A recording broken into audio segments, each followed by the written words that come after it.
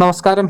ABCD Bajaj freedom 125 ഈ ഒരു വാഹനത്തിൻ്റെ ഡിസ്ക് ബ്രേക്ക് ഉള്ള വണ്ടികളുടെ ടയർ സൈസും അതുപോലെ തന്നെ ഡ്രം ബ്രേക്ക് ഉള്ള വണ്ടികളുടെ ടയർ സൈസും തമ്മിലുള്ള വ്യത്യാസമാണ് ഈ ഒരു ചെറിയ വീഡിയോയിലൂടെ പങ്കുവയ്ക്കുന്നത്.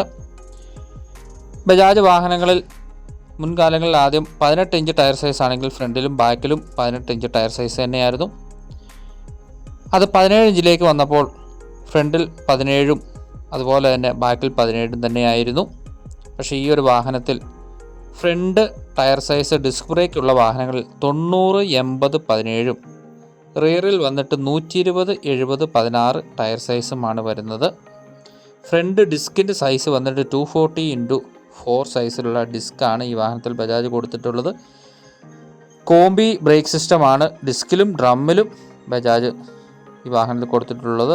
ബാക്ക് ബ്രേക്ക് നമ്മൾ അപ്ലൈ ചെയ്യുമ്പോൾ തന്നെ മുകളിൽ കൊടുത്തിട്ടുള്ള ആ ഒരു കേബിൾ മുഖാന്തരം അതിൻ്റെ കണക്ഷൻ കൊടുത്തിട്ടുള്ളത് ഫ്രണ്ട് മാസ്റ്റർ സിലിണ്ടർ അസംബ്ലിയുടെ ഭാഗത്തേക്കാണ്.